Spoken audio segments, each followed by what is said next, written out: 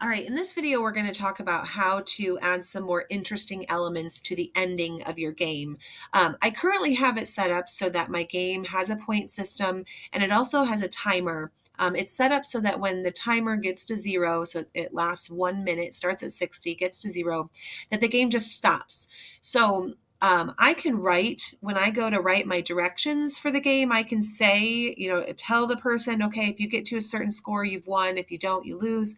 But I would like to make it a little bit more interesting so that it actually says you win or you lose. At the end of the game. So I've already decided that in order to win this game, you have to get to 50 points. It's currently set up so that every time the paddle hits the ball, it gains a point. Every time the ball falls below and touches the red line, you lose a point. So if you get to 50, you win. If not, you lose. Okay.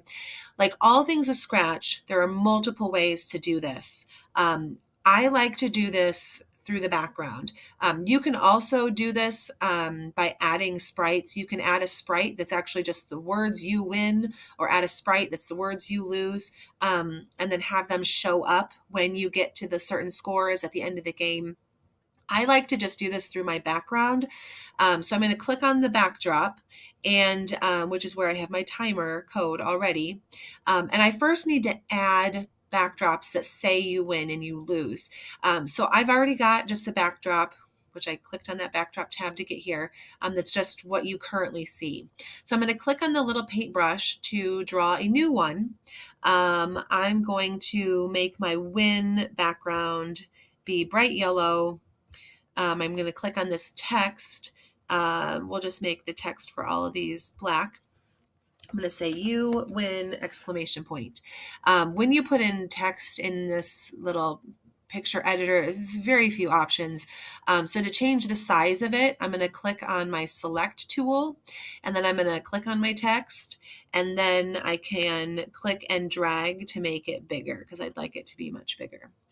And that looks about centered, so I'm going to go ahead and just leave it as is. So now I have this background that says you win. I also need to add one that says you lose, so I'm going to click on my paintbrush again. I have another blank background. This one, I'm going to color it red, and then get my text tool. I would like my text to be black, and I'm going to type you lose. Get my select tool, and again I'm going to click on the text, and then I'm going to drag it so that it is much bigger. And then let's also make sure it's right in the middle. Okay, so now I've got my text here in the middle for my you lose sign as well. So I've got a backdrop for you win, I've got a backdrop for you lose, and then I've got the main backdrop, which will show for the majority of the game up until it's over. So in order to make these backdrops appear when they need to appear, I'm going to come back to my scripts, and where it says timer, this is where I'm going to add the code for this. So currently says if the timer equals 0, then it's going to stop all. But I also want it to say if my score is below 50, it should show the you lose background. If the score is 50 or above, it should show the you win background. So I need to add some more control blocks first in order to make this work. So I'm going to come to where control, and I've got my if then.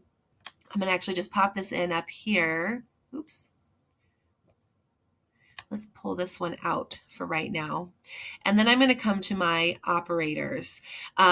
So I need this one that says and in the middle. It's kind of diamond shaped and it says and.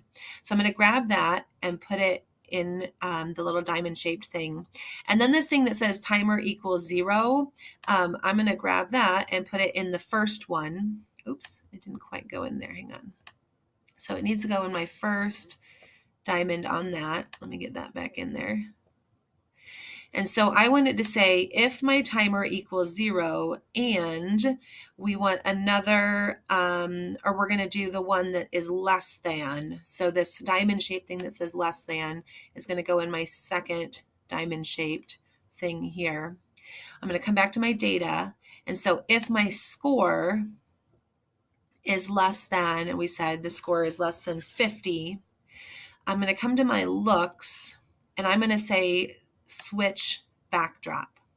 So we're going to click this switch backdrop. And then we also want this stop all to be in there. I'm going to get rid of this. Okay, so, and the backdrop for lose, let's go back, is the one called backdrop 2.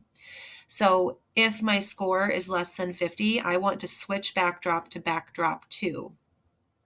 However, I also need to add the same thing, but to switch it to the other backdrop. So I'm just going to right click on here and click duplicate, and we're just going to pop it right here underneath. Okay, so we're going to say if timer equals 0, but now we're going to change it if score is, we want it to be if it's over 50. So we're going to get rid of this and come back to our operators. And we want, if the score is, well, we want if it's greater than 49, because if it's 50 or higher, it's going to be a winning score. So we're going to put the greater than symbol in there. And we want score. So if score is greater than 49, then we want to switch the backdrop to backdrop 1, which is the one that says you won. You can also, one thing that kind of is nice with these, if you want to add a sound, like if you want a winning sound to play, when you do this, you can add a sound to this as well. That's kind of a nice little additional thing to add. It makes the game a little bit more fun for the player. Obviously, kind of set it to be something you want. You can even record your voice saying you won here or you lose. But that will set it up so that when you get to the end, so when your timer is 0 and your score is 50, I just clicked on it, so it kind of shows you it operating, then it's going to say you lose. Okay, so that is you win or you lose. That's one way to do it. Like I said, though, there's multiple ways, but that is the way that I tend to do it.